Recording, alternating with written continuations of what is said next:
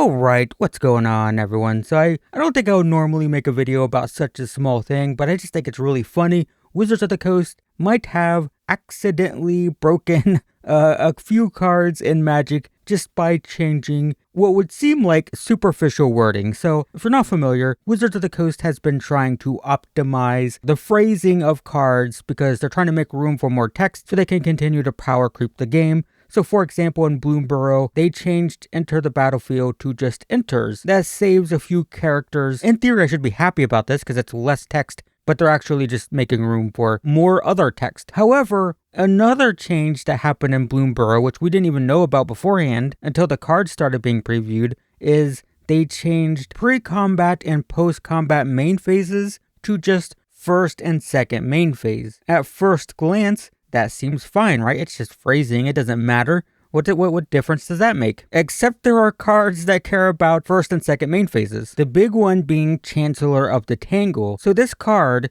you can reveal it from your opening hand, and if you do, at the beginning of your first main phase, you add a green mana to your mana pool. That's a problem, right? Because now it's going to add a green mana every single first main phase for the rest of the game. And that's not how it's supposed to work. Now, fortunately, in this case, Wizards of the Coast has come out and said, hey, we don't want this card to work this way. This is not how it's intended to work. And we're going to errata this card so it's your first main phase of the game instead of your first main phase every turn. But there's also other problems, like Nerfed the Eternal. So this triggers at the beginning of your post-combat main phase. Now, in theory, this should change to this triggers at the beginning of your second main phase, right? However, the problem is this card is played in Commander and decks that like to take multiple combat phases. So the question is, if you were to play this, have a combat phase, go to your second main phase, which is when this is going to trigger now, if you take an extra combat step, do you have another second main phase? Or are you now in your third main phase? Because if this triggers on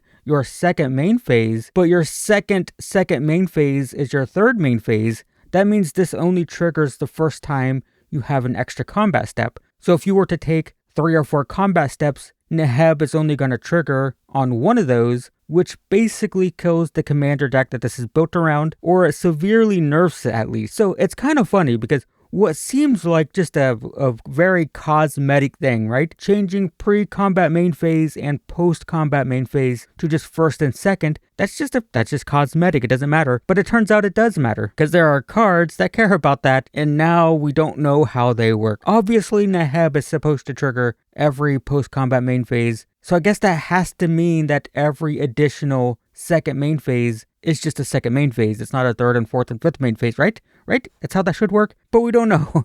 We don't know. It's a cosmetic change that accidentally just made things more complicated. But it will save space on the cards, so they can also become more complicated. But the point is, yeah, it's just a cosmetic change that accidentally wasn't as cosmetic as Wizards of the Coast imagined. So, whoopsie. That was an accident. Whoops. So I guess we'll find out how this all turns out, but just thought that was kind of funny and wanted to talk about it for a second. So that's it. Thanks for watching, everyone. I'll see you on the next one.